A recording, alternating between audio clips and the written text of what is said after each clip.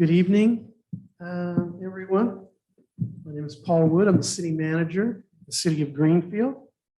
And I'm here tonight to do a little talk on the strategic plan, kind of review the strategic plan and give people the opportunity to comment and kind of hopefully understand it better. First, a little bit of housekeeping. This is the 11th workshop that we've held in the past 3 or 4 months. The point of this, if you recall any of the other workshops, they all begin with an outline of the City of Greenfield strategic plan. And that's important because all of the information that was presented in those 10 workshops, all of it is wrapped up in the strategic plan. And so tonight we're going to take an in-depth look at it. I'm not going to spend a lot of time on each of the initiatives because there's a number of them. And the point of this is for people to look at it and say, okay, that makes sense. That makes sense. Oh, in your mind, something doesn't make sense. So let me start with a little bit of dialogue or monologue on the purpose of a strategic plan. So what a strategic plan does for an organization, and most larger organizations, whether they're private companies or they're cities or counties, have a hierarchy of documents that dictate and spell out what their purpose is. And those statements are normally called something like a vision statement, which is basically a statement that describes our vision, where we want to be, what we want to be as either a company or in this case, a city. The next thing is called a mission statement. And the mission statement is a statement of what it is that you do, basically what it is you're going to do to realize that vision that is in your vision statement. And then the third document is called a value statement. And the value statement is very important because it's somewhat akin to an overlay over the vision statement and the mission statement that basically says how you're going to conduct your business. What kind of values do you have that will superimpose themselves onto all your vision and your mission statement? So with those 3 statements in mind, and basically those are the 3 guiding principles of how the city sees itself and what it wants to do and how it plans on doing it. What the strategic plan does is it's actually the roadmap to actually implement those, I'm going to say otherwise theoretical documents. You know, it's one thing to say what it is we want to do and how we want to do it. It's another thing to give you the details of what you're actually going to do. But that's what a strategic plan is for. So we will make those connections tonight. And I'm going to start off by basically reading the City of Greenfield's vision statement, mission statement, and values statement so that you know where we're coming from. So the City of Greenfield vision statement states, we are a growing, rural, multicultural, citizen-oriented community that improves the quality of life for all that live and work here. So that's who we want to be. The mission statement is connected to that. It basically says we are committed to improving the quality of life in the city of Greenfield by strengthening our neighborhoods, delivering superior services, embracing the diversity of our citizens, and making Greenfield a desirable, safe city in which to live, work, raise a family, shop, study, play, and grow old. That's a pretty all-encompassing mission statement. And then the third one, the overlay of how we're going to act kind of as we pursue those ideals, is our value statement.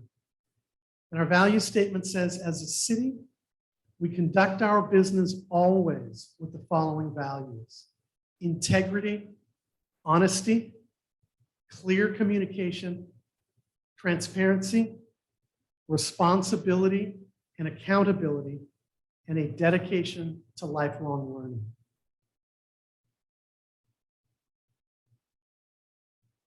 So the purpose of our strategic plan is to take, with those guidelines in mind, is to develop a plan, a strategic plan that outlines different areas that we are required to look at in carrying on our business.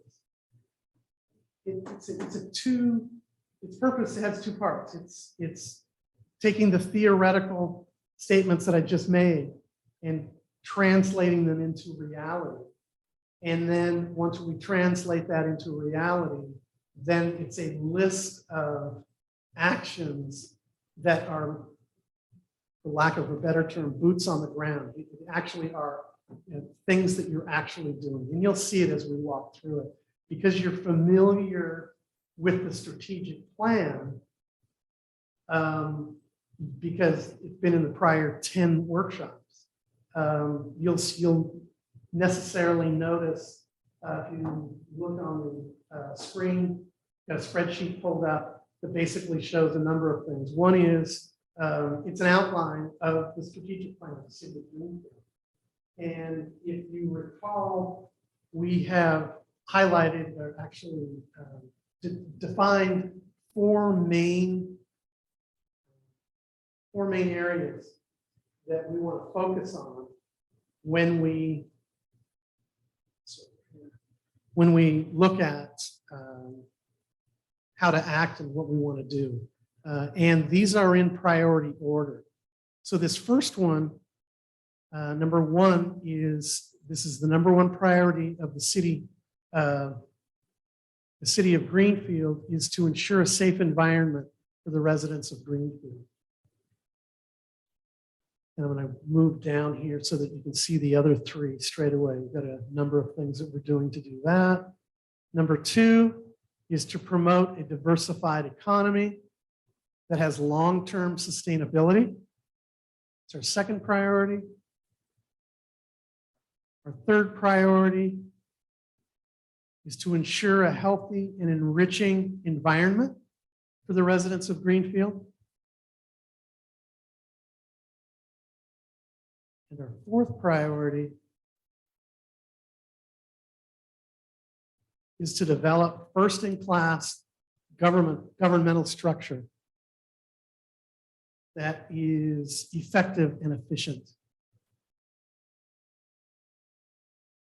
Rob, can you get the front door? Get some people out there. Okay, so those are the four highlights you heard in over the last 3 or 4 months related to how it is that we're going to achieve our mission statement and our vision statement. And they are in priority order. We're going to break those down because we're going to explain, well, so how is it that we plan on, let's take the first example, the first priority, which is ensure a safe environment for the residents of Greenfield. We're going to break that down into all the different programs and that we want to actually pursue that will give us a safe environment. And the first one, 1A, is reduce crime. So that's the first way that we're going to ensure a safe environment. And I'm going to go down here, and just so you see how this is structured, the second priority we have is to maximize traffic safety. I've lived in Greenfield for any length of time. Getting across the street or getting home from the market sometimes can be a little tedious. The third priority, we're going to call it 1C, is to promote community engagement from a public safety perspective. It's really about getting our public safety employees engaged with the community so that the community knows who they are and becomes very familiar with who they are. The fourth priority in the first priority is to provide first-in-class fire protection / suppression and emergency medical services.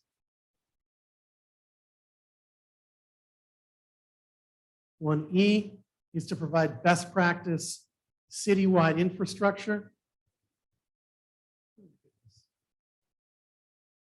streets, trees, curbs, gutters, sidewalks, buildings.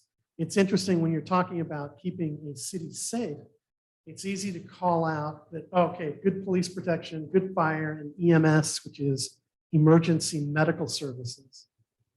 But sometimes we forget about the other aspects of that, and one of them is our citywide infrastructure. We need to make sure the streets and curbs, gutters, and sidewalks are safe to walk on, to drive on, to ride your bike on, as well as city buildings. So we have a whole separate category for our city infrastructure.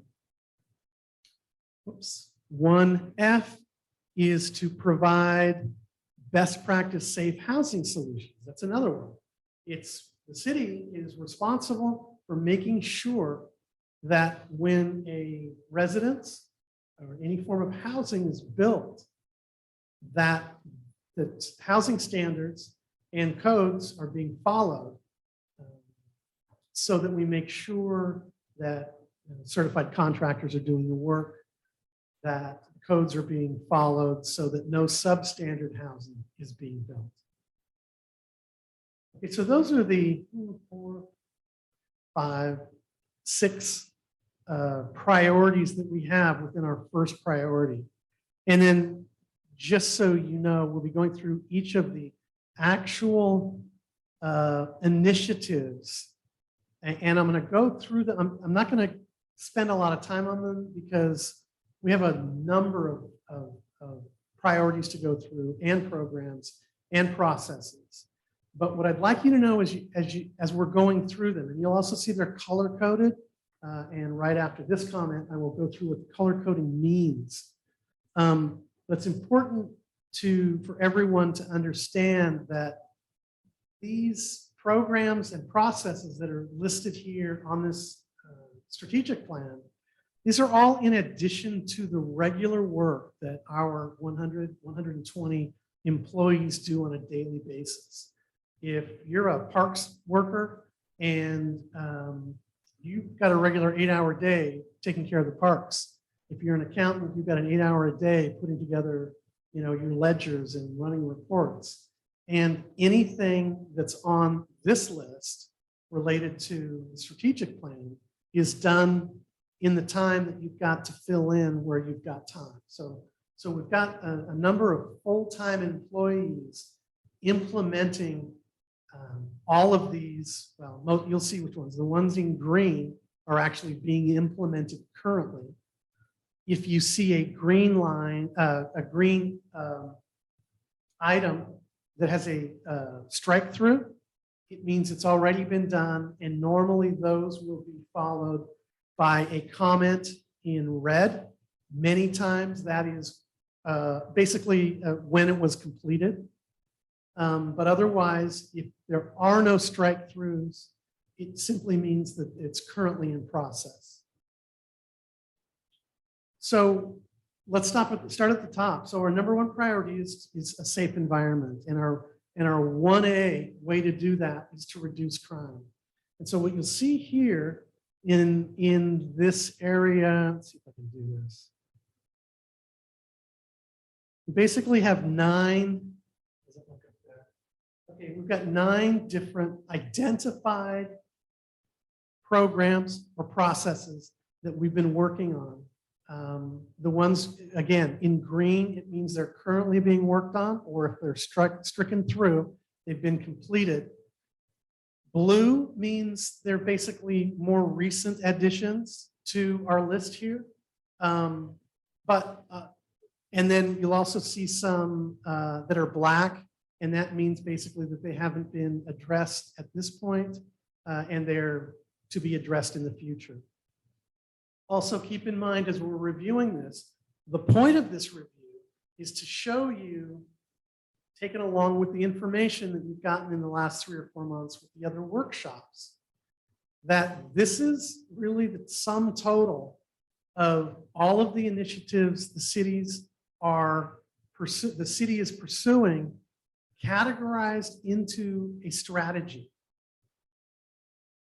It's important for anyone who's watching this that if you feel that things are not the way that they should be, or we're taking things, we're prioritizing things that other things should be prioritized in front of, that you let us know. And the way you let us know is by telling your council people, the council members. It just so happens that next Thursday, there is a city council and city manager question and answer workshop that's what that's for. To ask them any questions, to ask them why they prioritized A, B, and C, or why they're pursuing this instead of that, or we would like you to pursue something else in addition. And so that's the intent of all this. So this will all roll up to question and answers next week. And then we will all, then we've got I think we have 7 more workshops after that that cover a variety of topics that we'll get to at a different time. So let's go through this. And once again, I'm not going to go into a lot of depth in these. And if I get a question on something, I'd be more than happy to answer it. So number 1, and let me also say this.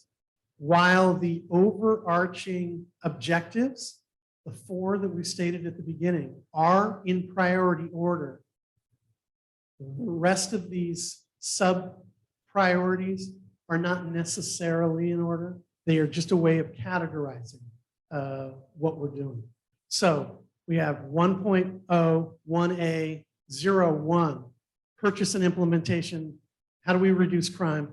We purchased and implemented a citywide camera surveillance system, and that was completed in September of 2018. We are looking to support our SRO program, which is a school resource officer program. This initiative relates directly to priorities 1A and 1B. Oh, I'm sorry, 1C is what it should be. Number 3 is a more robust crosswalk supervisor program at schools. At one point in time, the city was asked to be as crosswalk supervisors. We spoke with the school district and they agreed that they would supply crossing guards, and our police department has assisted them in training to be crossing guards. Number 4, implement suggestions from the police department audit that was held in 2017, I believe. And if you look, there's a 1 indented item, and that was secure a solution to our information interconnectivity issue. And we just this past city council meeting approved a contract with Axon Solutions to integrate and interconnect just about all of our IT with our regional law enforcement agencies, as well as to make things a lot easier to deal with in the future. So this is a really, and it was I'm going to say it was probably the most high level and expensive, I might add, suggestion from the police department audit from 2018, and the ability to actually address it is a very, very, very good win for the city of Greenfield. Priority number 5, program number 5, implement a neighborhood watch and business watch programs. That is in the works. I'm not going to say it's been implemented yet because we're still working on it, but that is a priority.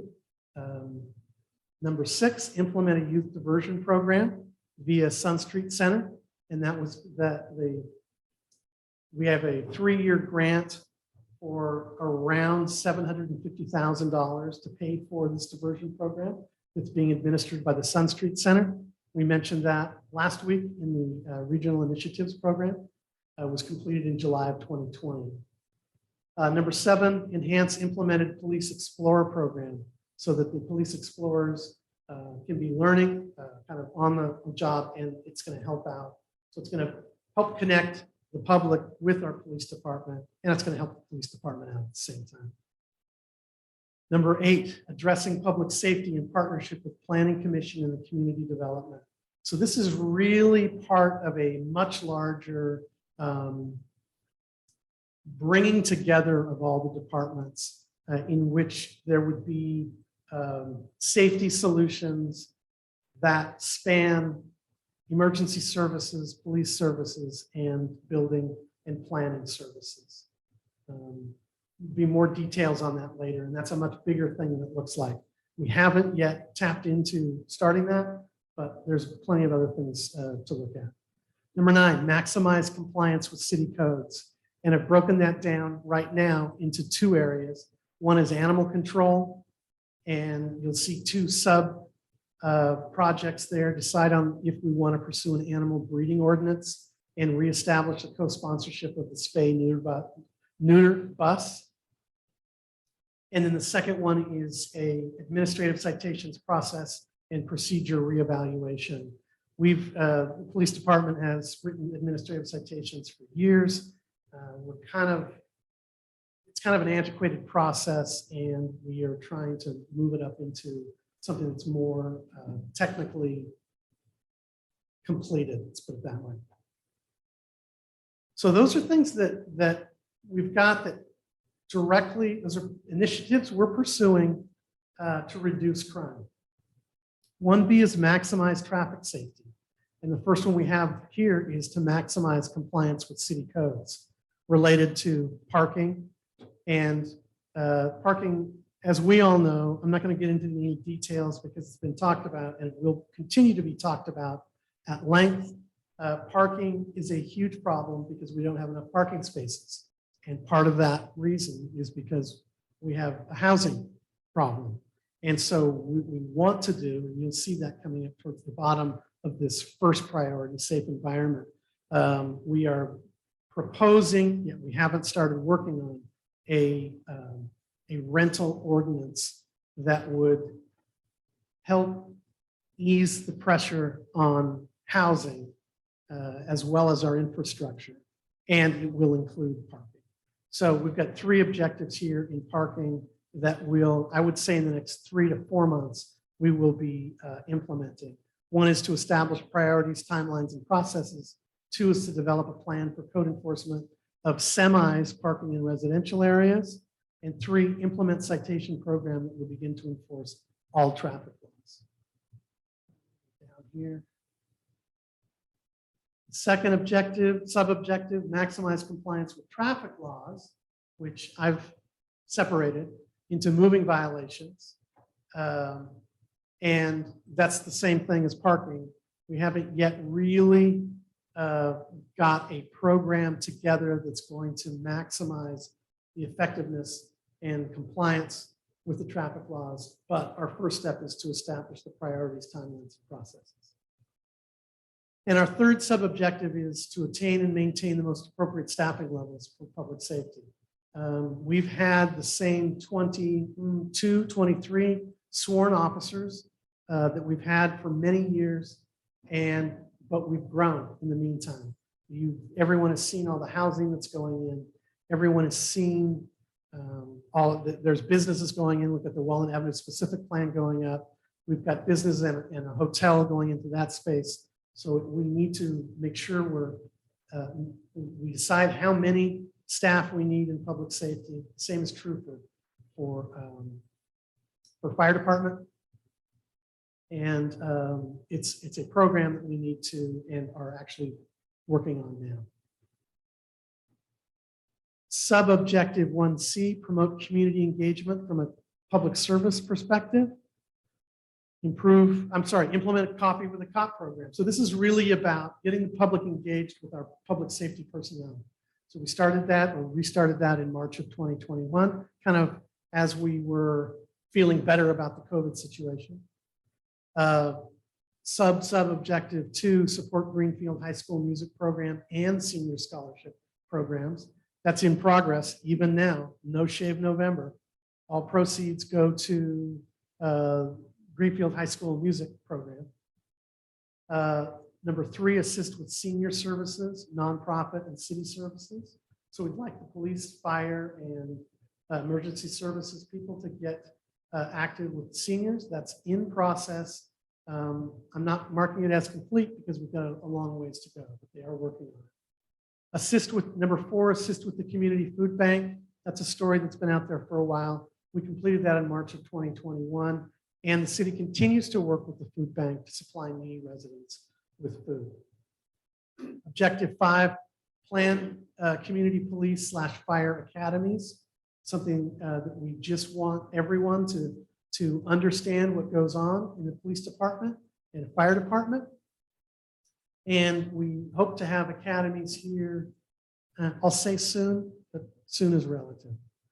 Number 6, enhance community traffic safety with other public safety videos and school safety initiatives. So I know we've had at least one public safety and traffic video that was produced by the police department, and we hope to have more, especially as we get into the holidays with Halloween coming, Thanksgiving, Christmas, and people, we just need to make sure that everyone's as safe as possible. And then we'll do that through videos and other public safety, public service announcements. Number 7, liaison with English and Spanish language media outlets for community education purposes. We've started that, and we have actually seen a number of times when we've posted on our Facebook pages issues that are happening in Greenfield, news items. They do get picked up by local and regional media outlets. So we're making progress on there. We really since March of 2022, had a large uptick in our viewership on social media, and we tend to move that into overdrive here in the next year or so as we provide more live action content, as well as interviews and hopefully instructional videos on how to make sure that you're doing things as safe as possible when you're doing building improvements, replacing water heaters, that kind of thing. Number 8, promote education in a more organic way, such as going on field trips with kids via the school, reading to kids and teaching kids traffic skills, fire safety, making it, and it's going to make it easy for the teachers. Help them out by showing the kids what you do and how you do it, and give them a little bit of a break. That is not something that we're doing currently, but it's on here, and we will be addressing it in the future. Number 9, secure a victim witness social service professional to work with local victims and witnesses. We have one completed in August of 2021.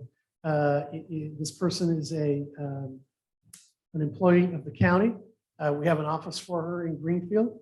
She serves all of South County, but her home is here, and it's a really great thing to have. Number 10, expand positive community police initiatives.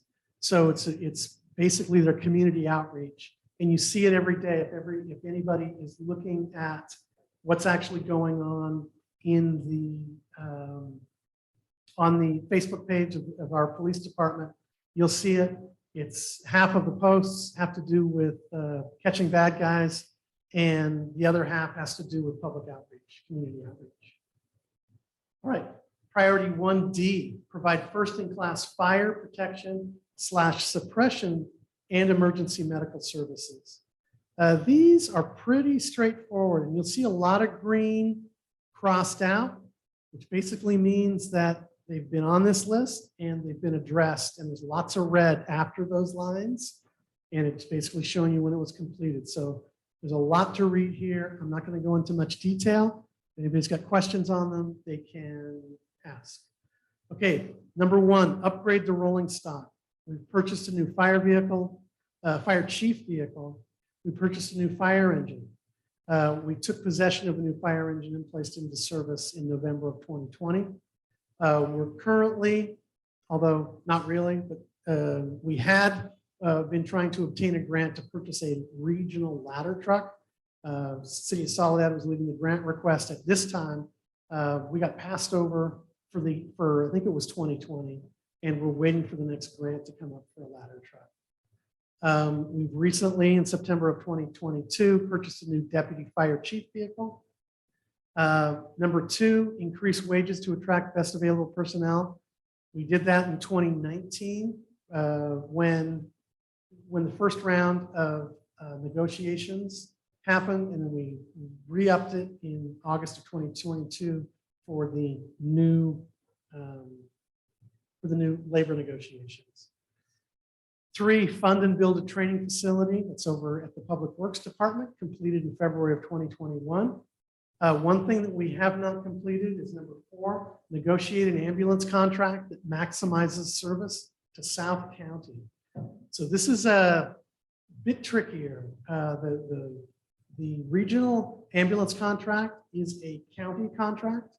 And so it basically covers the entire county, and the County of Monterey administers it. Very difficult because Monterey County is very large. It has population centers in Salinas and on the peninsula. That's really great to have ambulance service there because the response times are actually quite good. But when you get into the rural areas, and it's such an expanse between South Salinas and Paso Robles in San Luis Obispo County, it's hard to economically for the ambulance service to provide more than a couple of ambulances at a time. And so it's hard sometimes for us in South County to get to have really good response times down here. The same is true south of Carmel, down to Big Sur, because that's it's just a long way it's 26 miles between Carmel and Big Sur, and it takes a long time for an ambulance to respond. So it's very economically driven solution, but Chief Langborg and I both serve on the Emergency Medical Care Committee in Monterey County, and we have a definite say in how things are going, and our number one priority is to make sure that South County and Big Sur get service that those residents in those areas can count on. Number five, create and execute a fire and life safety inspection program for 100% of all state mandated occupancies, completed in December 2020. Let's see what it says here. And it's ongoing. It's a plan, so we keep doing it. Number six, create and execute a fire and life safety inspection program for local businesses. Program began in January of 2021. It's been in compliance for 3 straight years.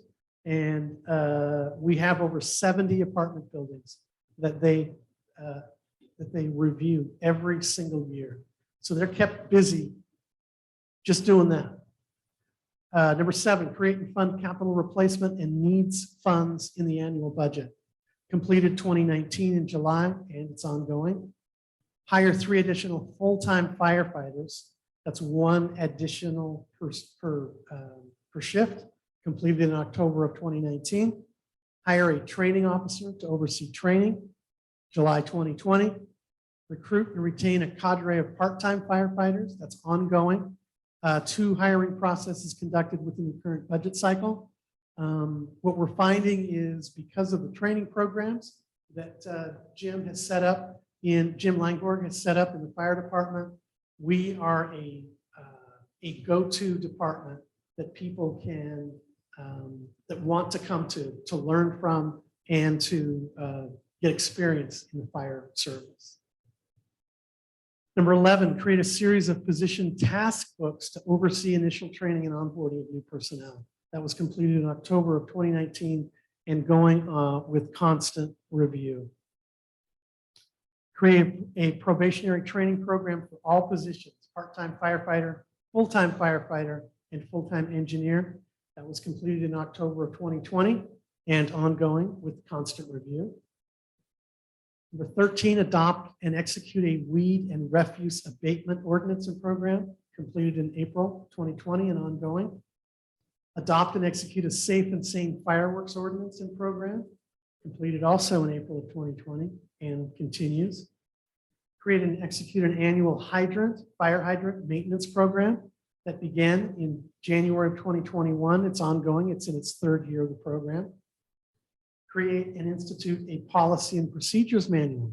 Began in January of 2020, has over 70 policies in place, and it's been released to the fire department members. Create and execute a smoke alarm program. That's a big one because it's about going to every residence, or as many as you can find and get into, and actually provide smoke alarms if smoke alarms are not present. It's about keeping people safe. It began in May of 2020. It's ongoing and has been for the last 3 years. One thing we're currently working on that is not complete is obtaining a grant to purchase emergency generators that will cover the entire city requirements for emergency electrical generation. That grant has been applied for, and we expect a response in early 2023. Another one that we're working on right now is establish a best practice public safety power shutoff, PSPS, policies and procedures. We're working on that, and it looks like because of the weather here in the next few days, we may actually have a PSPS, but it's all up to the state. Another is work with MST to establish a phone tree for South Monterey County and hotel vouchers for emergencies. Something we didn't have, but a couple of years ago when we had a couple of really bad rain spells where the underpass in Chular cut off traffic, there was lots of people on the later buses, MST buses, that could not travel north beyond Chular, and MST was obliged to put them up for the night in hotels. And at the time, it all got done, but it wasn't without a really, really big effort by MST as well as local hoteliers and city staff. It wasn't just Greenfield, it was all over South County. So if we had a hotel voucher for emergencies with MST, it would make things a lot easier. 21, establish an emergency operations center, or EOC, and update all emergency plans. About a month ago, I went on a tour of Monterey County Emergency Operations Center, and it was fascinating, all the things that they do in case there's an emergency in Monterey County. And everything everywhere, they're set up in the same way everywhere, all over the United States, and probably even further out than that. And the purpose of that is so that you can fly in, truck in, you can bring in emergency workers that have experience with operation centers. And it's the same setup everywhere. And so the city of Greenfield needs to set ours up in the same manner so that we are on par with Monterey County Operations Center. Okay, moving on to 1E, excuse me. Do you have any questions?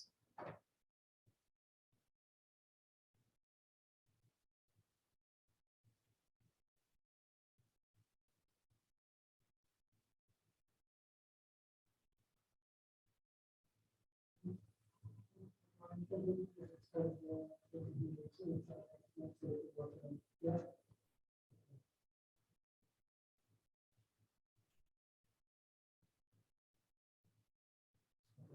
No questions, comments, thank you for the comments. We agree. One of the things, actually talking about sidewalks, we belong to an insurance, I'll call it a regional insurance pool, and that's It's kind of, well, what it is it's a bunch of cities that get together to share insurance costs through an agency known as an insurance risk pool. And what we try to do is we don't count, we buy reinsurance or we buy insurance at different levels, and it ends up being cheaper than everybody trying to go out on their own and doing their own thing. One of the big issues in every city is the potential of tripping and falling on sidewalks because you got roots that are uplifting a variety of sidewalks. We approved a program that is offered by a company that has a machine that levels off. You know, if you've got a lift in a sidewalk that's less than, I don't know what it is, less than an inch maybe, they can actually grind the sidewalk down so that it's even. And you're still going to go up, but you're not going to have that big trip exposure. And so it's a very effective and economic. The grinding of the sidewalks is an economic way to handle, I'll just say a number of those uplifted sidewalks. It doesn't handle all of them because if it gets too big, they can't do it. It's not going to work. And so those we're going to have to do the traditional methods of digging out the sidewalks, cutting the roots, and then redoing the sidewalks. But what this should do is it should get some of the mid-level risk out of the sidewalks. And I'm not sure, I know they've already started it. We did it regionally. And so Soledad, King City, and Gonzales are all doing the same program. And we should be in the next couple of months seeing some of our sidewalks being ground down. And then we also need to implement, what are we going to do with those that are lifted up higher than what this machine can actually mitigate? So thank you for the comment and keep commenting. All right, in the meantime, we're going to go to 1E, provide best. So we've gone through police, we've gone through fire and emergency services, which is ambulance. And now we're going on to citywide infrastructure. Speaking of sidewalks. So the first thing we're going to do is use our pavement management index system to prioritize street work. So the pavement management index, or the PMI, is really a study that's done every, I'm going to say 3 years. It's done by an outside agency, and they give us a rating on all of our street segments. They say it's rated like 0, which is horrific, up to a 5, which is just a fine street. And then they show you which segments all over the city are the worst and how long it is and all those things.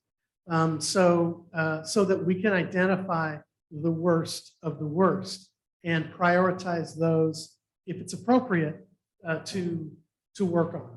So we are using the PMI right now in developing our 3-year streets program. Okay, number 1 was obtain the pavement management report from TAMC. We got that. We evaluated findings in the report. We've developed our first 3-year improvement program. Back in, all of that was in 2022.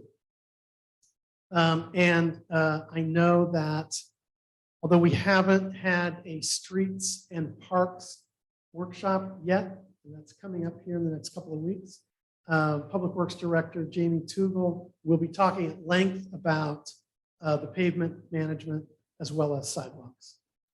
Okay, our number 2 priority is upgrade the water system, and that kind of goes along with number 3, upgrading the wastewater system. So you can see almost all of these are in green, which means we're working on them and or we've already completed them. So number 1, prepare an analysis that evaluates the current state of the water system. That's our master plan that was completed in March of 2021. The phase 1 implementation of the water system upgrades identified sources of new water, or in layman's terms, where do we sink a new well? We completed that in September of 2021, and we're currently at the end of negotiating for the purchase of new property for a new well. The next thing we got to do is actually purchase it. And the next thing after that, once we purchase it, is to send out an RFP to do an environmental study if we need to, and design the new well. So we're actually moving forward with that fairly rapidly. Also, things that we're working on now that is an issue is upgrading the existing SCADA system for the water side. And what that is, the SCADA system is the computerized system that runs both the water system and the wastewater system. And we've needed upgrades for a while. We have been in the middle of implementing a solution now for many months. We run into a couple of problems, but we are coming to terms with that. And hopefully this upgrade for both if you'll see it, it's here at number 003. And it's also when you get to the wastewater, it's number 006 there, upgrade existing SCADA system. We're at a point now where we think we're on the final stretch of getting that system completed. Number 3 is upgrading the wastewater system. And once again, the first step there was to put together a master plan. We completed that in March of 2021. Prepare a rate study for water and wastewater. The first, actually in our first, wasn't even a workshop. It was the city, it was the mayor's State of the City address. He mentioned that we're getting a new wastewater treatment plant, and it's going to cost between 50 and 60 some odd $1 million. We do expect to get a lot of money in grants to pay for it, but one of the conditions of getting the grants is that the residents pay a fair amount, quote unquote, for their water and wastewater. So we are almost complete with a water and wastewater rate study. The city council will have to decide on the rate increase during the upgrade process. I think there are 4 or 5 options that are proposed in the rate study, depending on how much we expect and would like the residents to pay for in their monthly water and wastewater bill. Once that's done, we need to establish a maintenance plan and upgrade necessity for interim period. So yes, we've decided to get a new wastewater treatment plant, but because of all the studies that need to be done and planning and design, we won't be able to have that even started for 4 to 5 years. So what we need to do is we need to put together a maintenance plan and an upgrade plan for the period between now and 5 years from now, before the wastewater treatment is operable. We have done a number of those things already. We've started, we've identified funding sources, we've identified a number of steps here, and we've started already on that maintenance plan, but that won't be completed for some time. Prepare a grant application and submit an RFP for CEQA and design work for the wastewater treatment plant. That was completed this month. Phase 1, CEQA analysis and design of the wastewater treatment plant. That's the first thing that's coming now. Upgrade existing SCADA system. We talked about that. That goes along with the water SCADA system. Number 7, implement mitigating measures identified in the wastewater spill. So 4 years ago, there was a spill at the wastewater treatment plant. And the people that were looking at it said, of course, no spill is ever a good spill. But there were things that we needed to do after that spill to mitigate or try to identify and keep it from happening again. So I'm calling those mitigating measures identified in the wastewater spill. So one of those things was to scope or do a video of all of our sewer lines. So I believe we're getting started with that this year. Public Works Director Tugel and I talked about it just this past week, and we've got a plan, but it looks like the hardcore scoping will actually start taking place here in the next month or 2. Speaking of updating plans, objective number 4, update traffic master plan. That's really, We need to educate the public because we're growing so fast. The first thing that we need to do is to educate the public on what's happening with traffic. There's lots of traffic issues at the entrances to the city, at the off ramps and on ramps, mostly the off ramps at Walnut Avenue, at Oak Avenue. It's difficult with the amount of residential and commercial, and get worse as more commercial is being developed on the east side of Highway 101 for trucks that are exiting onto Walnut from Highway 101. It's going to be near impossible for those trucks to make the turning east. And so we need to have a plan to figure out how we work that out, because the ultimate solution is to replace the bridge and make it wider. But that doesn't happen overnight, and that's a very, very expensive undertaking. Number 5, support TAMC's Safe Route to Schools program. We've seen that. That is in its final stages. What they do in their Safe Routes to Schools, and you've seen it all along 12th Street, is you've seen at the intersections on Apple and Oak and Elm, you've seen these pop-up measures that are intended to make people being more aware so that it helps with the safety around our schools. Next week, I believe, TAMC, they just met on Tuesday night here in City Hall. They intend to start a public vote as to, of all of the solutions that they're proposing, there's only so much money that they have in these grants. So they're leaving it up to the residents of Greenfield to choose which improvements they want first. This is a two-pronged effort. The first is, hey, hopefully we get some really good solutions related to intersections around schools that are paid for by grants that TAMC has gotten. And the second prong is we've identified a whole number of other intersections and other traffic issues around schools that, as money becomes available, the city itself can pursue. Number 6, establish a streets and medians maintenance plan. Maintenance plans are big, forward-looking documents that we hope will help us extend the life of streets and maintenance and medians. I'm sorry. And so whether that's, how we overlay, years after, or paint the streets, what have you. We need a plan that's going to be repeatable year in and year out. Number 7, install safer crosswalks and ADA ramps in front of the post office. This has been on here for a while. If you've noticed, we do have ADA ramps and we have safer crosswalks, but it's not complete. And we're waiting for lights to be installed to make them even safer.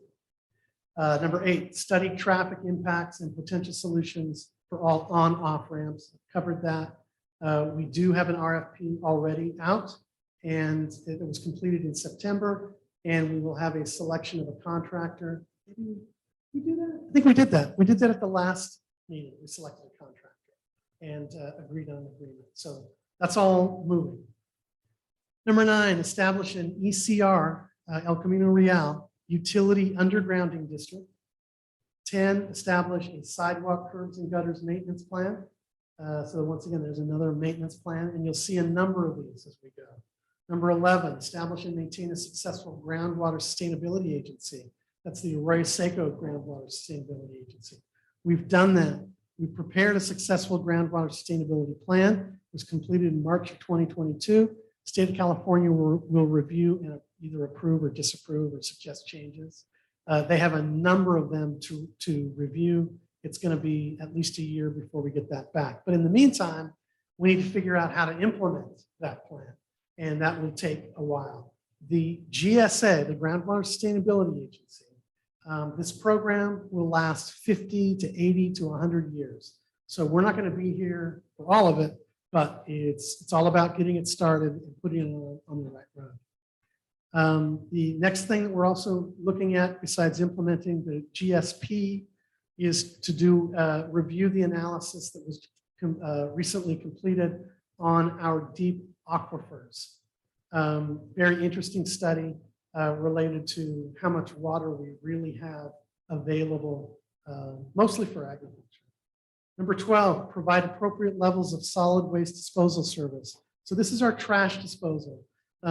State laws have changed quite a bit in the last 10 years.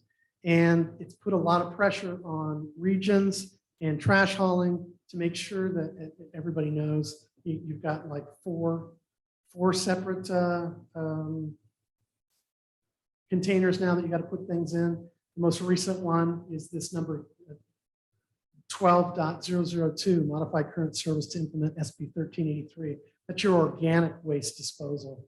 And we've got to negotiate a region-wide hauler agreement and provide expanded services for large and hazardous waste removal. Don't forget, I'm just going to reiterate, all the things in green, those are all things that we're doing right now. Okay, so this is all, unless it's lined out, and that means that it's being completed. So as we go further down here, there's more. 13, provide improved, safer park infrastructure. So we've talked about lights in the past. We need to take a look at all the lights in all the parks and make sure that that's appropriate. And by measuring the lumens, by measuring, looking to see where, if there's any dark spots. And we've talked at length about this. This is actually a public safety issue. That's why it's in this section. Also establish a playground maintenance and replacement plan for all parks. Number 14, maintain public buildings in best practice condition. That's all buildings. Implement city building maintenance policies and procedures. Develop city building capital improvement plans. Number 15, implement best practice water delivery and sustainability plan. And that includes updating and revising our urban water plan and emergency water plans. These are both required by the state. They basically say, how are you going to provide water to your community if this happens or if that happens? Number 16, work with local, regional, public, and private agencies to provide best practice property safety measures, such as working with Santa Lucia Square property owners to secure upgraded lighting on their property. They've got kind of dim lighting, and it'd be nice if it was a little lighter. Okay, we are almost done with number 1. And for those that are here, that's by far the biggest, well, not by far. It is the biggest, most in-depth section. Number 3, though, is big too. 1F, provide best practice safe housing solutions. Most of this goes to emphasizing our residential code enforcement.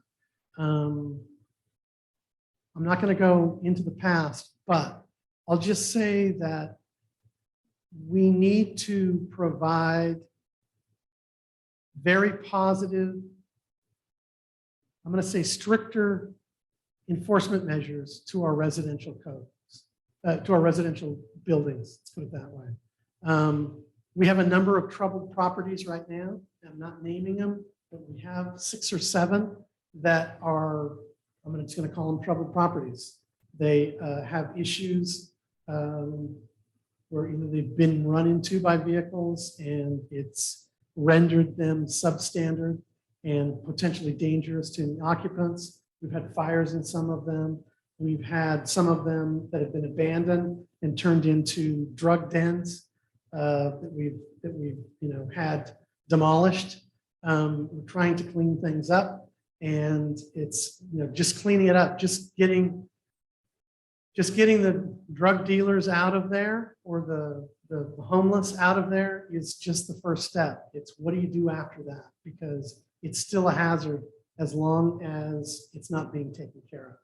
So we're building a program to make sure all that gets dealt with. And then the second subcategory we've got is implement a property rental ordinance. And for anybody who's interested, that is where it's a very big, it's a big project because it's really identifying rental properties and managing how many people are able to, or legally able to be in each rental property, which is a tough sell, but it's a problem and it's against our city codes as it is in most places. We're not unique. But we are going to go down the road and we'll have many public discussions about this. This is not something that's simple. And if you see it's in blue, we aren't currently really pursuing it because we have so many things in green. So that gets us to number 2.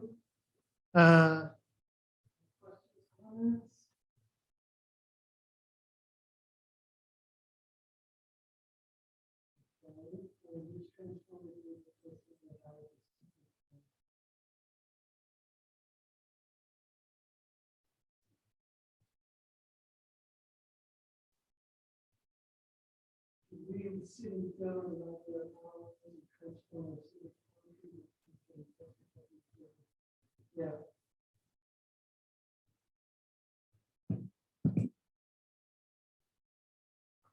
Okay, great. So we've got two really good comments. One is related to sidewalks don't need a Band-Aid, they need to be fixed. Okay, and all those routes need to be, removed. Okay, I agree that the best solution is just get rid of everything that's under there and level them out. Problem is how much that costs. What we can do is if we the actual grinding down of the sidewalks, and I'm not sure that that's what the comment is about, but the grinding down of the sidewalks is a fix. It isn't a Band-Aid. It's not covering something up. It's actually leveling the sidewalk. But the issue is it can't be done on the severest problems. On the severest problems, I agree with you 100%. We need to dig up the sidewalk, tear out the roots, and then reposition the sidewalk. Another comment regarding transformers. Yep. Should we, the city, go and evaluate our power lines and transformers, see which palm trees or trees are getting close to touching the cables due to the wind? Other suggestions, undergrounding conduit, but that is super expensive. That's true. But to the commenter, we do get money from PG&E to underground utilities. Now, the total amount of money that we have available now actually only amounts to being able to underground about 1 block of lines. So while I think you're right, I think undergrounding probably is the best solution. And I'm not an engineer, so I don't know this stuff. But it's going to be, the solution is going to be, in the meantime, yes, we should definitely take a look at our power lines because we want to prevent any problems, especially transformers, having any problems. We have enough wind here that I've seen, and the commenter probably has also seen transformers blow because things got blown into them. Very good point. So I'll make a note of that and present it, give it to our public works director. Okay, let's move on to number 2. This is a short one. So our number 1, if you recall, we've been talking about it now for I don't know how long. Okay, over an hour. Ensure a safe environment. So there's a number of things that we're looking at, and we're actually doing all the things in green. We're actually doing or have done related to safety, right? So infrastructure, fire, ambulance, police, and then the last one here is housing. The second most important prioritized objective is to promote a diversified economy that has long-term sustainability. And I'm the accountant here, and I put this at number 2 because so this is basically about revenue generation. How do we generate revenue to pay for all these services and or repairs and or whatever. But we have to make sure that we promote a diversified economy that has long-term sustainability. So we've identified two ways of doing that for right now. 2A is make Greenfield a great place to do business, which means we're trying to attract businesses here to Greenfield. How do we do it? Well, for cannabis, we promote cannabis revenue stream with long-term sustainability. So we continue that our predecessors approved cannabis for Greenfield, and we need to make sure, and it's a brand new, you know, it's 5 years old, a little bit more than that. Industry, they need help, and so we need to help them in any way that we can. But that is a huge, it is a huge revenue generator, and in order for us to do everything that we can do and to promote them succeeding, we need to help them out. Number 2, build out the South End annexation. So the South End annexation has businesses in it, and there are some good businesses that are projected to be in there. Unfortunately, COVID has kind of stopped the development of that area for now. We hope that it comes back, but that is still, and that's why it's black. It's either black or blue. It's not being pursued right now. Another one is obtain logistics and manufacturing industries where people can get jobs and it's a steady income and it's a steady business. Once again, we're kind of at we haven't gone out and looked specifically at individual industries. We're not doing that at this point. But as you can see, this 2A and 2B, if you look at the number of green things, not as many as in the public safety, but we do have some. And if you're looking for red to see what we've done, we don't have a lot that's been completed. And some of that is because, number 1, cannabis is an ongoing thing. Number 2, so support the ag industry with farm worker housing. We've done that. I didn't put a date on there just because we've kind of done it in 2018, but it's continuing. I'll just go down here. Obtain, number 5, build out courthouse support businesses. Well, we didn't get the courthouse, so that's kind of on hold. Although we do need to figure out what we're going to do with the property that's across the street from City Hall. We've got some ideas, but that's got to be under wraps for right now. Number 6, complete the build out of the Walnut Avenue specific plan. So we have a Marriott hotel that's supposed to go in over there along with 3 or 4 restaurants. We also have in front of, or I'll just say to the south of the Avila farm worker housing that just got planted with, I don't know, some kind of crop, row crop. There is a commercial area. And we're calling that the Avila development because Avila is responsible for putting commercial in that spot. So also number 7, work with utility providers to make sure the power is available for planned city growth. I mean, there's a lot of vacant lots going on around town, and we know that once they get developed, they're going to need electricity. And so the process for obtaining utility permits is a couple of years long.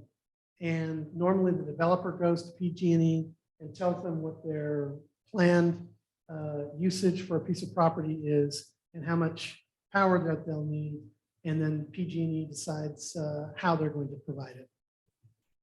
So we need to work with utility providers to make sure that whatever is planned, we're kind of ahead of the game to make sure that our city growth actually is installed. Also working with an economic development consultant to plan economic development in Greenfield. And right now we are preparing an RFP for economic development services to assist us in developing the Walnut Avenue specific plan, as well as reimagining El Camino Real. And that RFP should be going out here in the next, I'm going to say 3 or 4 weeks. It'll be out for about the same amount of time, maybe 6 weeks. And then we should be able to, by around the beginning of the year, get a contract with an economic development service provider and move on. Other things that we are, actually this one should be green, streamlining business permit processes.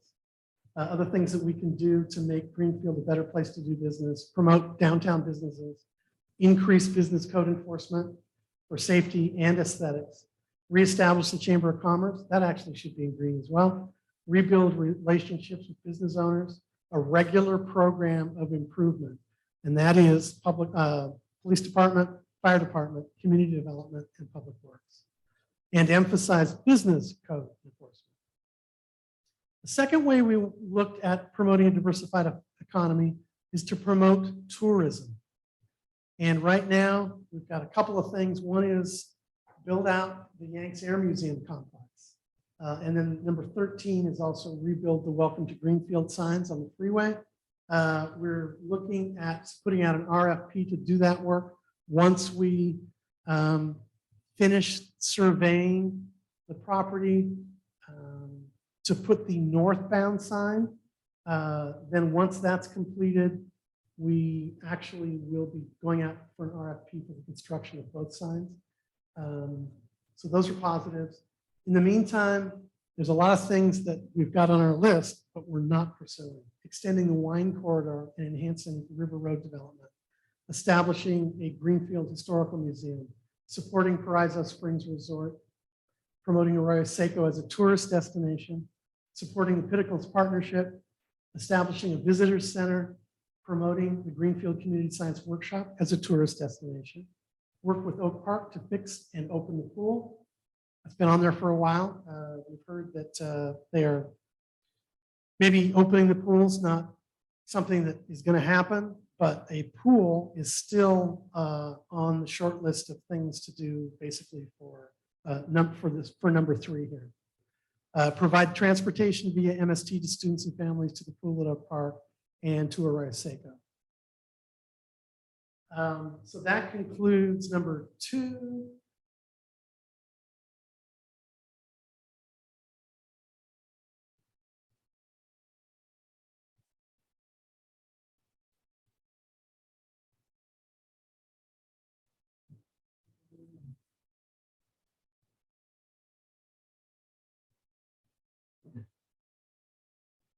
Right, let's move on to number 3. This is I think it's the largest group. So this is where, so the first one was about being safe. It's the foundation of a good community. It's making sure that people aren't afraid to go out, that things are being built correctly, that you know that you can count on your police and fire and building crew, your building standards crew to make sure that they're doing everything they can so that your community is safe. The second one is, of course, we just went over it. It's really about making sure that we have a sustainable revenue stream so that we actually can provide additional services beyond what our taxes pay for, like property taxes. And this is called third priority is ensure a healthy and enriching environment for the residents of Greenfield. I'm going to go through the ABC, so like the sub objectives.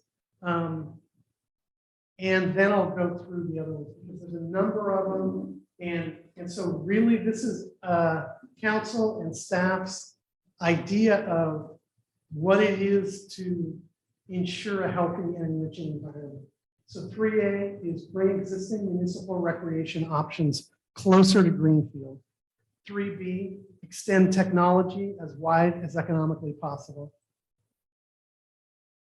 3C, promote civil engagement and involvement from all segments of the community.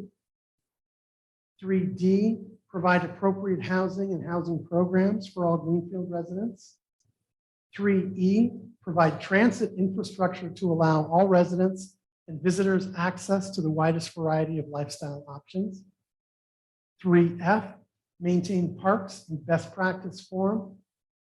3G, offer a wide range of sports programs for youth and adults. 3H, offer a wide range of educational and cultural programs for youth and adults. 3I, pursue green initiatives that are sustainable and eco-friendly. 3J, provide healthy, clean environment in which to live. And 3K, participate in regional agencies to maximize positive impact on Greenfield. So there's a whole variety of things, from just being healthy to providing healthy spaces to providing healthy, gone too far. Providing healthy things to do. Okay. And to bring municipal events, recreation options closer to Greenfield. So the first one we had when we developed this was build a regional courthouse. That ship has sailed, at least temporarily. The courthouse has been moved to, well, it's been reimagined in King City, as well as they will be getting a courthouse in Fort Ord. So we got disintermediated. That's politics for you. Doesn't mean we won't have a courthouse at some time in the future, but we need to plan for it a little bit differently. Second thing is build an event center. That's our community center. We've already applied for a Prop 68 grant for $8.5 million and got the grant. We need to arrange for the remainder of the financing because I believe we said it was going to cost $13 to $15 million to do. So we need to find how we're going to finance the other $5 to $6 million. We've selected a property, had it appraised. That was finished in July, and we're in the middle of negotiating the purchase of the selected property. So that list of things for the community center is going to get longer and longer. The next thing we've got is build more restaurants. First one was Taco Bell. We got that one out of the way. We've got 3 to 4 restaurants going in the Walnut Avenue specific plan. And then it's also a focus to actually rebuild California Gourmet Pizza over there in the Santa Lucia Shopping Center. The plans for that are supposedly coming any day. And it might be the same size, might be the same footprint, and it might be bigger. I've also got items here. There were ideas that have come up. Build community swimming pool, utilize promotion services to provide events and entertainment. So like go out and hire someone to do it. Build a movie theater, establish a Boys and Girls Club, establish a YMCA, have a food center at the new community center, and screen films at Memorial Hall in addition to facilitating other recreation activities. That actually should be in green as well, because we are working with Memorial Hall staff to get more things going on. So that is 3A. 3B, extend technology as wide as economically possible. This became a reality just at the back end of COVID with the middle mile funding for citywide Wi-Fi and fiber optic cable. We are a part of we've established the South Salinas Valley Broadband Authority in July of 2022. We applied for tens of millions of dollars in grants to fund the local portion. That was completed in August of 2022. Actually, this next city council meeting on the 25th of October, we will be accepting the grant. We've got a grant for $500,000 for the first part of that, and to partner in an agreement to partner with the contractors. Another smaller portion of that is established Wi-Fi hotspots around the city. That got started at the beginning, actually, of COVID, with the school districts supplying Wi-Fi hotspots and the city helping to position those in neighborhoods, student neighborhoods, homes.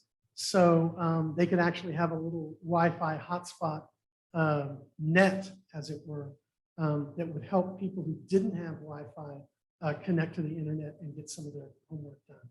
How the Wi-Fi hotspots figure into the overall solution for technology and for Wi-Fi and fiber optic cable, I do not know, but we will find out. 3C, promote civil engagement and involvement from all segments of the community. This isn't just about city staff. This is about the community being participatory in their community. It's their community after all. And so we have initiatives, and the ones in green we are currently pursuing or have completed One, establish a youth council. Two, establish a seniors committee.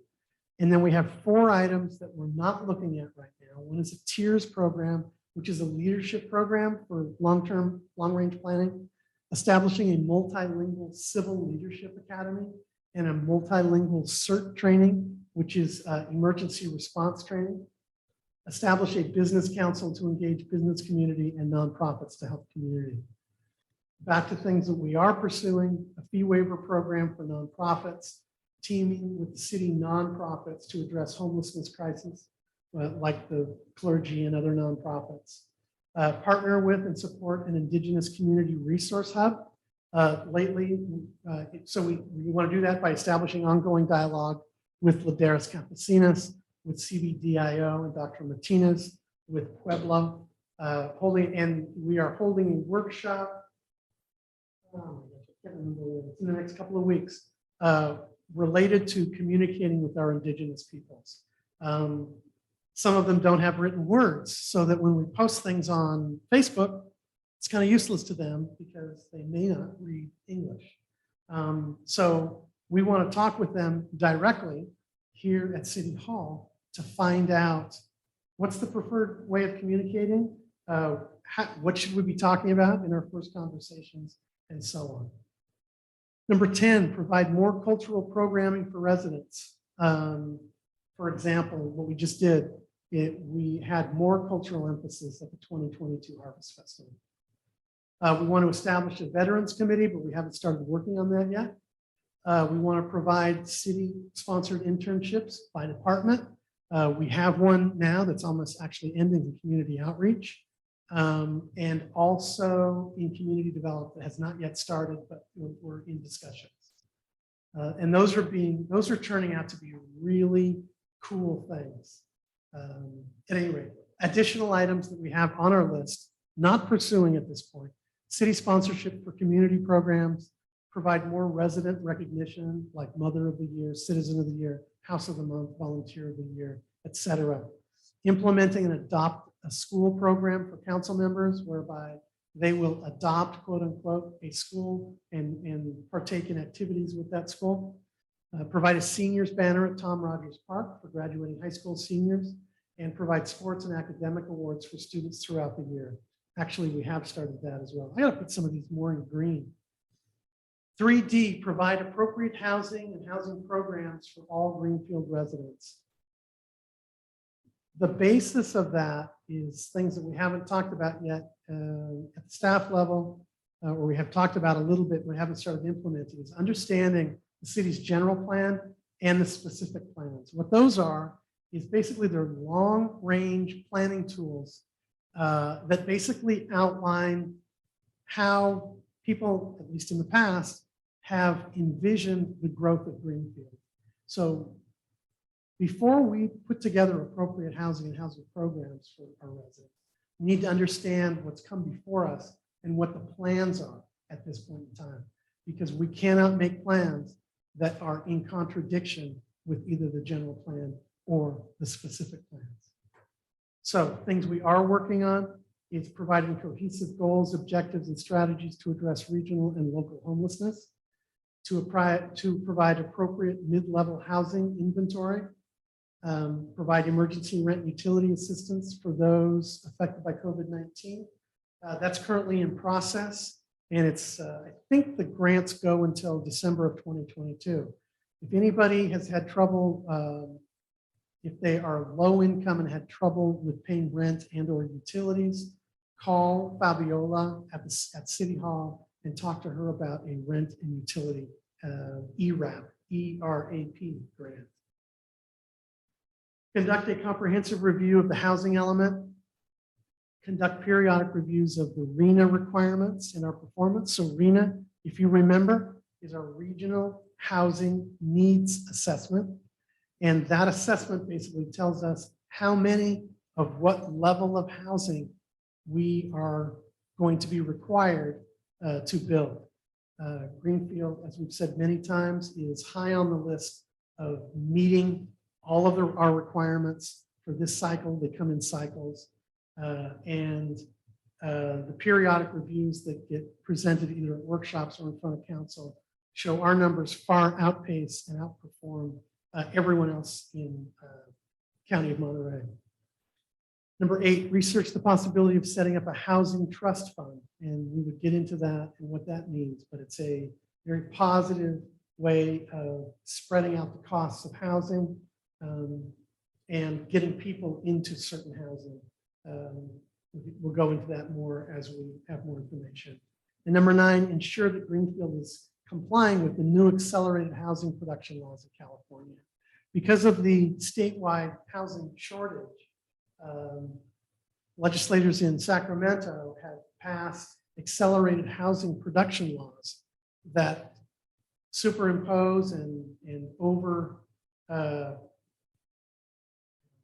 they basically make moot our current housing, even our local housing laws.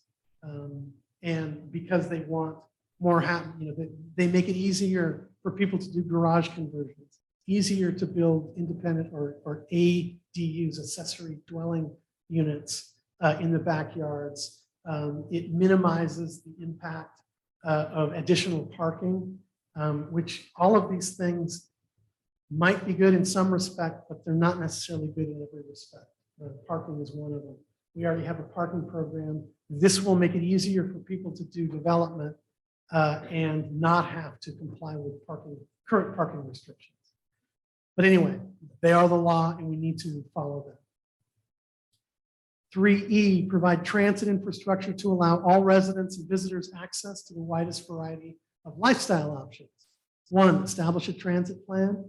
2, involve Regional Transportation Agency, TAMC, to address local issues when required. And 3, which we are halfway through, work with MST to address local transportation issues. So we've planned and implemented changes to MST services that introduce a regular circular route throughout the city. And now we are in the planning and implementation of changing the infrastructure to provide that circular route and bus stops for that route. Offer a place where residents can get bikes repaired. That was completed in June of 2022 at the Community Science Workshop. They provide bike repair services for free. 3F, maintain parks and best practices forums. Okay, so we've got a number of things here. Improve soccer fields. First thing we did there was to enter into a maintenance agreement with Scheid Vineyards to maintain the soccer fields. That was completed in July of 2021 and it runs current. What we have not yet done is provide more restrooms for the soccer fields, provide snack shack for the soccer fields. We have improved the parks maintenance service levels. I think everyone sees that. And we're working on improving the baseball fields. Things we have not yet started is light fields and courts. We do have a meeting on that actually tomorrow related to the fact that our city ordinance says that our parks close at dusk. And so besides league play on baseball, we don't need lights because the fields will be closed. So, but we need to talk about it, and because at some point, if we do want courts lit, basketball courts lit, then we do need to change things. Provide walking path areas for all parks. Potentially follow a Jubilee Park model. Make parks more accessible. Offer grants for fundraising efforts. Things that we're doing, we're developing a dog park at Patriot Park. This number 12 is recently in the news on KSBW. Provide benches and lights at basketball courts. That's what the meeting's about tomorrow. So you've seen, and I'm going to show you an overview when we get to it, when we finish this list, show you an overview of all the things. We're on 259 right now. And it goes down to 350 or something like that. But of all the things we're working on, when something gets in the news that stirs up requests from the public, all these other things are impacts. Some of these things are impacted. related to timing of getting it done and or funding. So we put this on here because people want to talk about providing benches and lights at the basketball courts. And so we're looking at that and meeting about it tomorrow. Developing an annual parks maintenance plan. Once again, a maintenance plan for something. We've done streets, we've done sidewalks, curbs and gutters. We've got parks now here. We've got water maintenance. We've got wastewater maintenance. We've got city building maintenance plans all need to be implemented. Activate Parks and Rec Committee to be more impactful.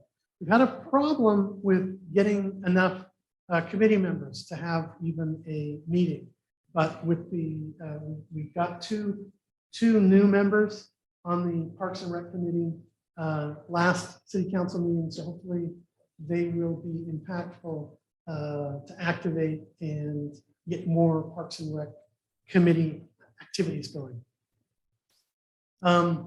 Install new benches, tables, and barbecues at parks and perform a parks needs assessment. So we're kind of, as far as parks go, we're kind of in a, we're in a more of a reactive mode instead of a proactive mode. We're fixing issues that we've had in the past rather than maintaining the properties and making sure that all is well moving forward. We will get there, but it takes a little bit. 3G, offer a wide range of sports programs for youth and adults. Number one, offer Junior Giants. That was done this past summer in July. There's 3 items that are for the future. Build Boys and Girls Club, engage in enhanced relationships with soccer groups, engage in enhanced relationships with basketball groups. 5, we're working on establishing a regional girls sports program in conjunction with Gonzales, Soledad, and King City. 6, establish a bona fide adult recreation program for things like badminton, volleyball, basketball, pickleball, etc. And then partner with the Blue Zone to encourage community to get active. 3H, offer a wide range of educational and cultural programs for youth and adults. 1, work with Monterey County Office of Education to expand programming.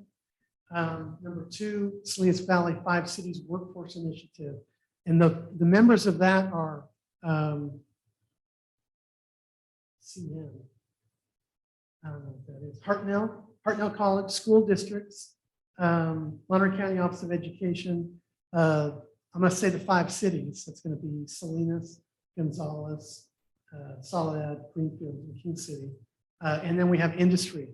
The point of that is to encourage and to start a program of lifelong training. Mostly it's going to be vocational training. It's really to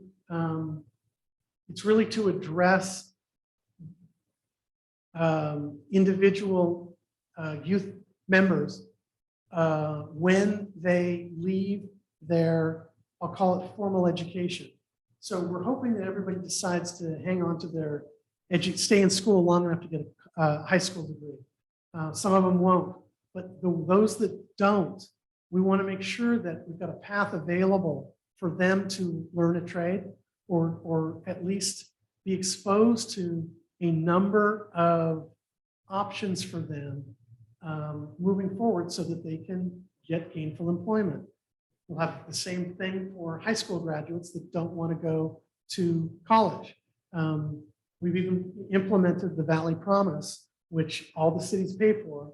It's basically that any person in the 5 cities, as well as the county, that graduates from high school,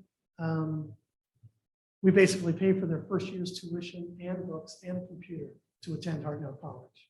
It's just the first year though. So everything else is back on them. So we're just giving them a little reprieve if they aren't prepared to take the next step. Also, number 3 is a youth mental health initiative that came out of the COVID. Pandemic, and it really is about having a couple of people available for the youth, hopefully on campus, to help with mental health issues that they may have accrued. Number 3, revitalize the Greenfield Arts Center to house more educational and cultural programs. So we're in the process of cleaning out and repairing the interior of the center. Then we're going to make structural improvements. We've already got the roof taken care of. And then we're going to program educational and cultural classes at the Art Center. And hopefully, it's not on here yet, but we've been talking about having an analysis done and potentially putting some big money into making that a real cool destination for all things art in South County. We've also talked about trying to attract a Cal Poly satellite campus or a CSUMB or NPS or Hartnell NPC satellite in Greenfield. Also working with local school districts to move forward with youth-centric initiatives like, well, not like anything, like youth-centric initiatives, whether they're internships, whether they're public community volunteering and things like that that are going to help them with their future. Also brought up universal preschool, prenatal care, seniors programs for meals, tax assistance, legal advice. We already are working with Meals on Wheels to provide experiences for seniors. September of 2022, we had our first senior event at Memorial Hall. I think we had 38 participants from Greenfield. And then this month in October, we had 58. So it seems to be, and Meals on Wheels provides meals cooked by a local restaurant and provided we pay, they buy, Meals on Wheels, I think, buys the first 30, and then the city is covering the cost for the overage. Donations of book and money to the library and a rental of 2 10-passenger vans to transport kids and seniors. 3I, pursue green initiatives that are sustainable and eco-friendly. First one we did was replace Roundup with a more eco-friendly solution. And in fact, that replacement at this point is hoeing the weeds. So it is more labor intensive, but we don't have to worry about glyphosate. And that is it's not outlying Roundup. What that is for city property. So it's the city people that are not using it. Number 2, vehicle charging stations. We have the Tesla stations at Rancho San Miguel. Number 2, we're looking for charging stations for other than Tesla vehicles. Number 3, coordinate and implement a proactive recycling program. Number 4, implement SB 1383. That's the organic recycling that we talked about before. And implementing a commercial FOG program. So what FOG is simply FOG, fats, oils, and grease. This is a commercial restaurant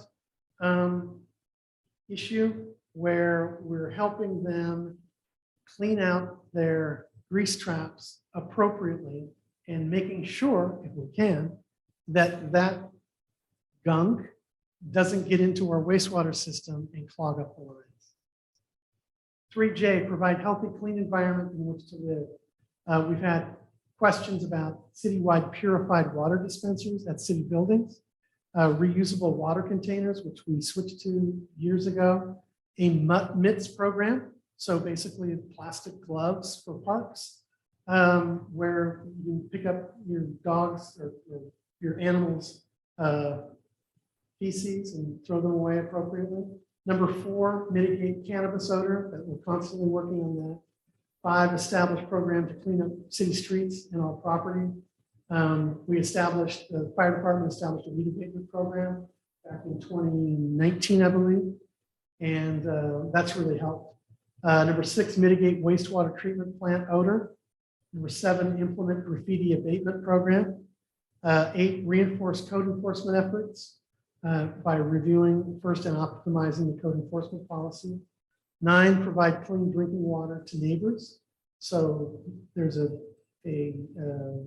area just to the west of the city of Greenfield city limits, and we are attaching them to our city water system. They have a fouled groundwater, and they've been on bottled water for years. And we're reaching out to them with the help of state grants to put them on the city water system. Number 10, Valley City Managers and Police Chiefs Regional Safety Initiative. So part of that is sustainable mental health assistance. Also, there's been requests to replace downtown trash cans, work with AmeriCorps to help clean up the city, et cetera, that have not been implemented at this point. 3K, participate in regional agencies to maximize positive impact in Greenfield. One is participate in the development of a cumulative economic development strategy, or CEDS. Was completed in April 2021. It's a document, a countywide document talking about capital improvements projects in every jurisdiction in the county. Participate in the Monterey County Emergency Medical Care Committee. Chief Langborg and I both. Chief Langborg represents fire departments that offer what's referred to as BLS, or Basic Life Support Systems. And I am there as a representative for the county, actually, Tri-County? No, county city managers. Number 3, participate in the Salinas Valley 5 Cities Initiative. Just went through that. Number 4, work with local school districts to share information and coordinate actions. And that's number 3. So that's a big list, but that should be a big list because it's really outlining everything, all of the programs that we want to provide.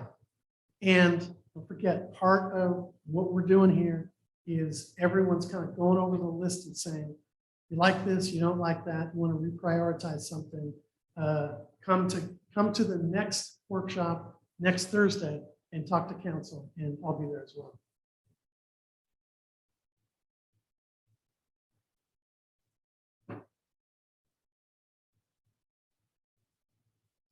Okay, no comments. Move on to number 4. This is more of an internal listing. This is every employer has to provide for its employees. They're doing work for you, you pay them, yes. But what we want is we want a workforce that's motivated. We want one that's smart. We want one that reflects the community, and we want them forward thinking and actually loving their work, because it makes them better workers and they're more of an asset to the city. So we've identified a number of things we want to do in order to develop a first-in-class government structure. 4A, hire the best qualified employees balanced with a desire to hire local and bilingual. 4B, train existing employees to be first-in-class service providers. 4C, follow best practices, personnel policies, and procedures, and disseminate knowledge to all employees.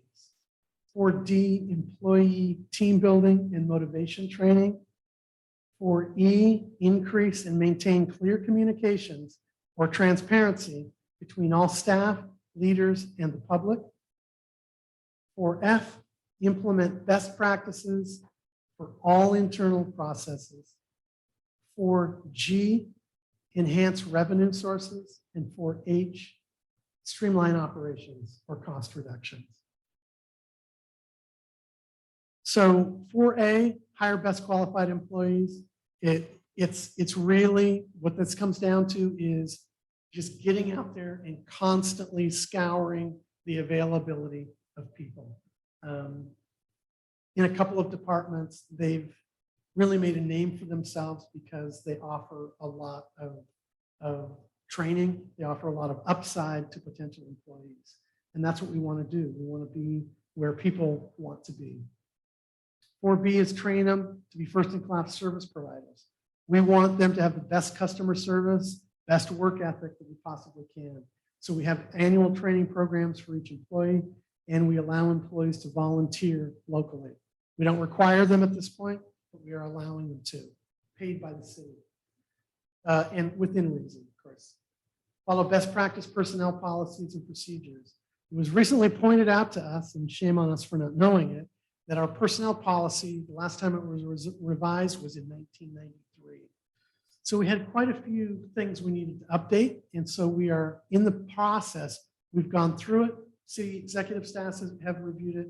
Legal's reviewed it. And it is currently out to our labor unions to review to make sure that they sign off on it. And it should come back to council either in November or December for their final approval, and we'll have a new personnel policy. The second thing we need to do, and we're working on now, is drafting an employee handbook, which is, it's going to follow the personnel policy. We'll have some in there, but it'll also be more inclusive of everything that they need to know.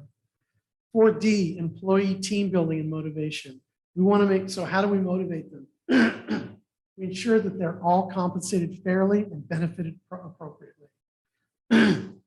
Establish a goals-based comp system that goes along with steps.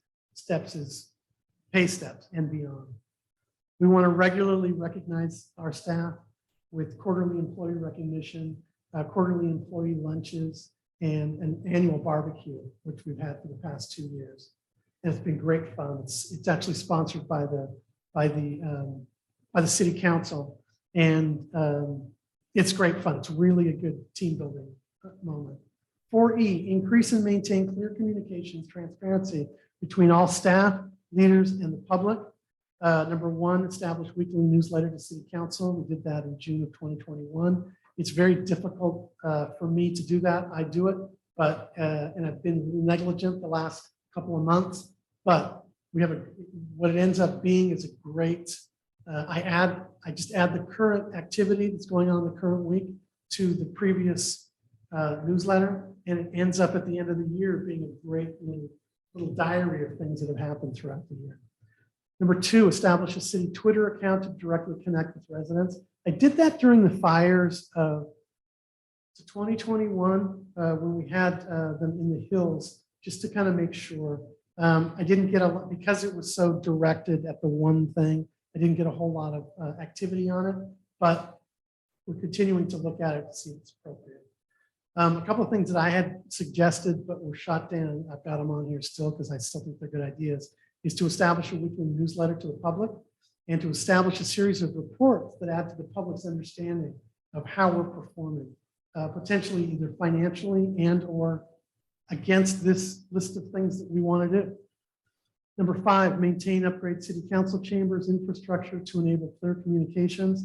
That kind of was put on us during COVID, and our presentation tonight and every however often we use this council chambers is a testament to we've upgraded our infrastructure, because this is a really good system. Everybody's kind of had to do it though because of COVID. Number 6, update social media every 2 weeks. Yeah, we're doing way past that now. February of 2020, we started posting daily articles. We've encouraged all of our departments to post on their own Facebook pages. There were already some of them happening, police department as one, but in the last 4 or 5 months, they've really stepped up their participation. And you can see it. There's lots of great impact and feedback on their website, on their Facebook page. And we're trying to do the same thing on the admin side. Implement media presence. Okay, we want, although we haven't implemented this, all departments to have media accounts, Facebook, Twitter, etc. All professionals in the department should have a media account so that they have direct access to the public, or vice versa. The public has direct access to them. We are in the process of hiring someone that can help all departments implement their social media. That's something that we have someone on staff, but they're doing something else right now. We want to transplant them into the social media position. 8, implement ClearGov Financial Transparency Initiative. This is a great initiative that I've got a meeting. Our senior accountant, Evelyn, and I are meeting with a company called ClearGov it's an online financial reporting system that everyone would have access to, and you can run reports straight out of our accounting system. So if you want to see where the money's coming from, or if you want to see where the money's going to, you don't have to wait for 2 weeks to come to a council meeting to see what all the checks are. You can actually log in and take a look at the general ledger and see how much money we've got and all that great stuff. But it's going to be really great when it's available. And we're hoping that's going to happen in the next 6 months or so. Implement coffee with a department head event. So we talked way earlier about coffee with a cop. We want to expand that to coffee with the department head. That can be live stream, live, etc. And then also virtual city hall tour. 4F, best practices for all internal processes. So this is really about optimizing the utilization of our existing software. One is our financial software is called Encode. And there's a couple of modules that we haven't implemented that we plan on implementing. One is our accounts receivable. We have a totally different accounts receivable solution that's much simpler. But now we've got the staff that can actually dig into accounts receivable on Encode, and we're going to move that forward. Optimizing the utilization of the police department software. That's really going to come with the implementation of the Axon system that we talked about earlier. And then also optimize the utilization of the community development software. That is, and that software is called iWork, and that's going to happen by continued training. That software is available to and used by our engineers, everybody who's doing code enforcement, by our planners and our building permitters, anybody who's doing anything related to buildings and code enforcement is using that software. And then as a catch-all, optimize utilization of all other software. So that's really, that's a software issue. Enhance revenue sources. Okay, there's a few ways that we can do this. Modify our business license tax. Right now, we have some of the lowest business license tax in the county, and we kind of like to be on par with everyone else. Modify our transient occupancy tax. That also is at 8% when some cities are pushing 12% or a 50% increase. We don't have that many hotels, but we're getting more. Also maximize utility of city-owned assets. What does that mean? It means where we have spare space, maybe we can get someone to rent it. First thing we did in July of 2018 is we had an open lot that someone wanted to use as a parking facility. So we made some modest improvements, and this is the 4th year now we've rented it out. It's $30,000 a year that we make, and very little money going out in maintenance. Renting out excess office space in City Hall. We did that in July of 2021. We invited Supervisor Chris Lopez to have his Greenfield office here in City Hall. We love having them. They're great people, and they're helping to offset some of the costs of space in City Hall that's not being used for anything else. Okay, the last thing on the list is 4H, streamline operations, so cost reductions. We haven't really hit a lot of this. We do a lot of cost reductions, but it's not a part of a go out and find cost to reduce. It's just in our everyday operations. But one of the things that we did identify, but we're not actively pursuing, is absorbing various districts. So we had talked at one point about potentially absorbing a variety of districts that live in and around Greenfield, so that we could take care, we could share our administrative burden, as it were, and have them outsource some sort of admin or management fee. So we haven't started that yet. We've got enough going on here as it is. So let me take a look and see if I get any more comments.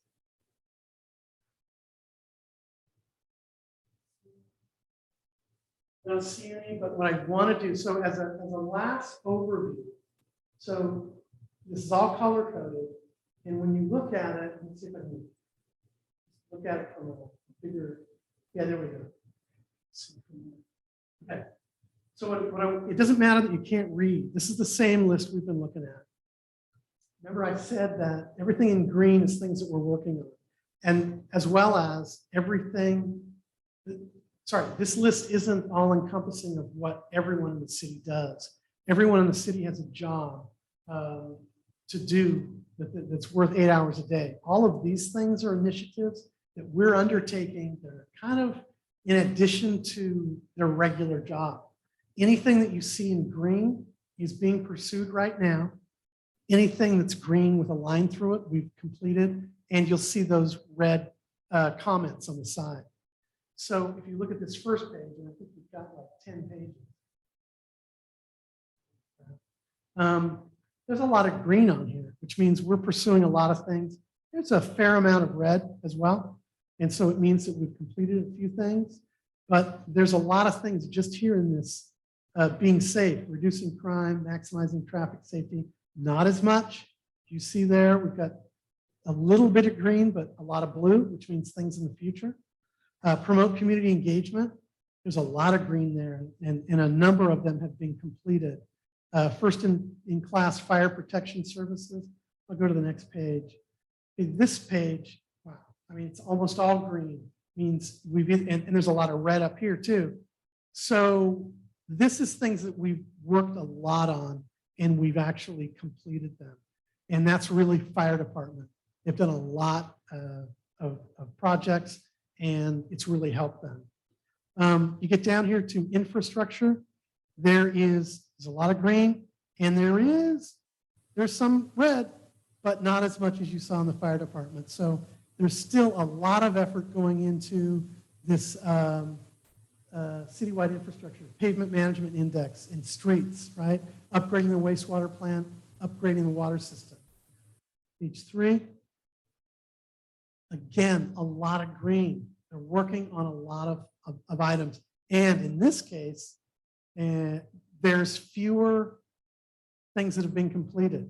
So these are a number of issues that we're addressing that we're still in the process of addressing, providing appropriate level of solid waste disposal services, maintain a successful groundwater sustainability agency. And these are all, go through the list.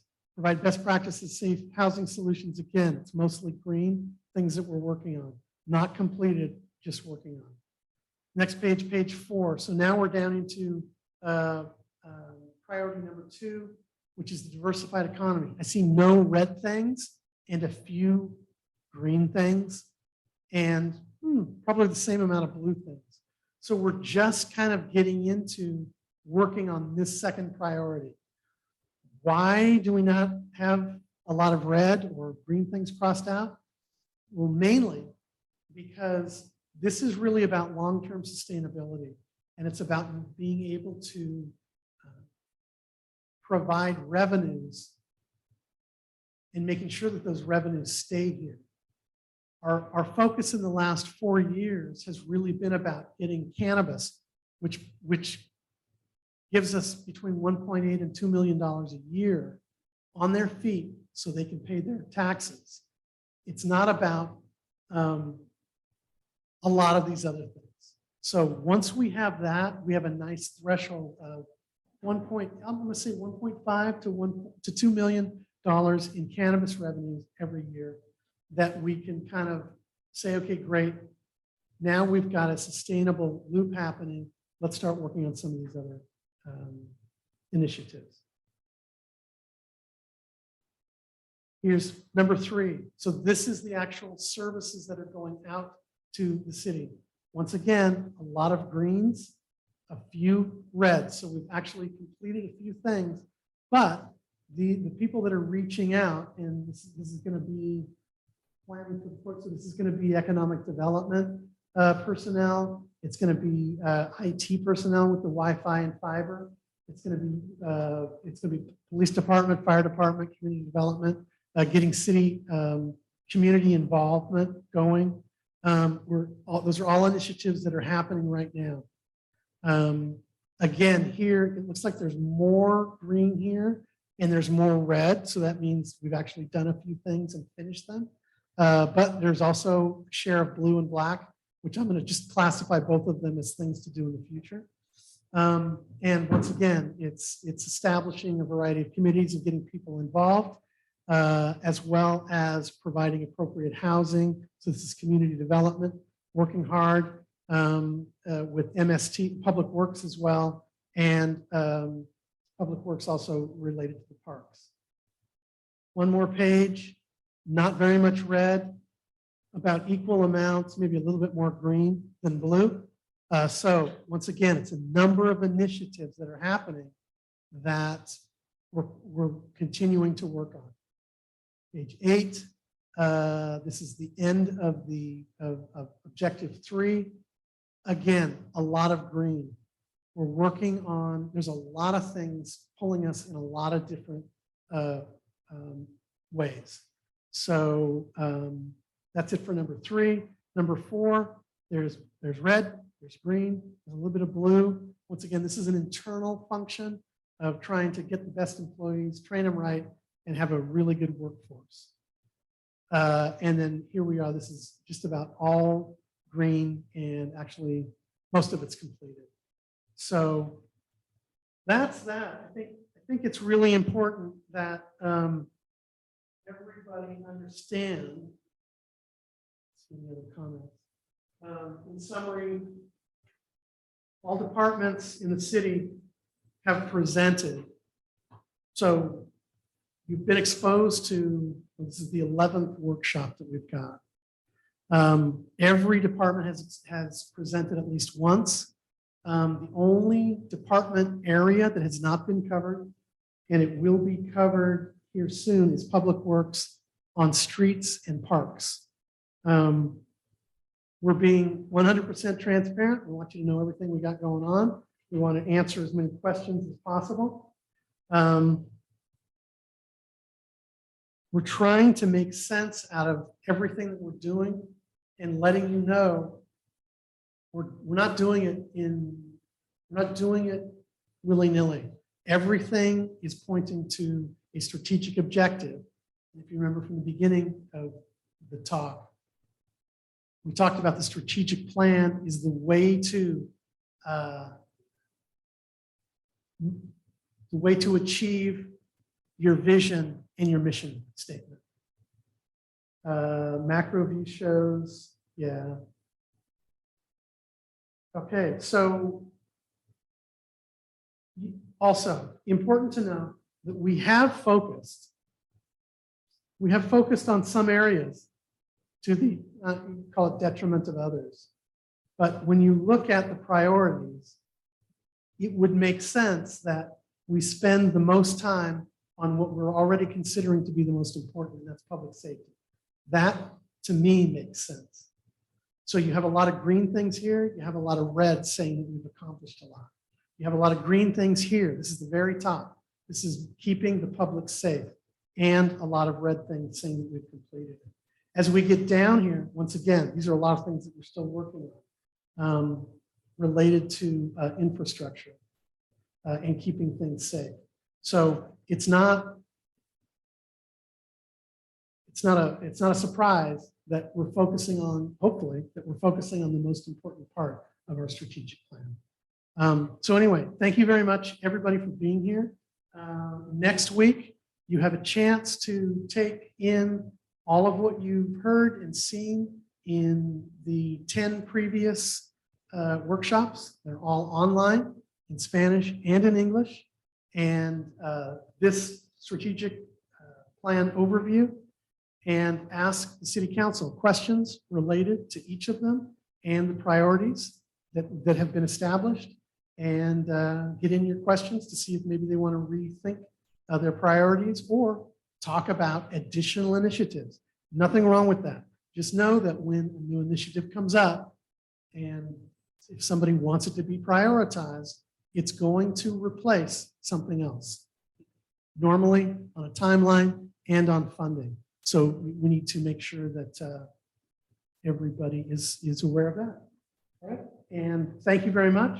And thank you to Robert for taking care of us tonight on the IT end. And that's going to wrap it up for me. Thank you very much.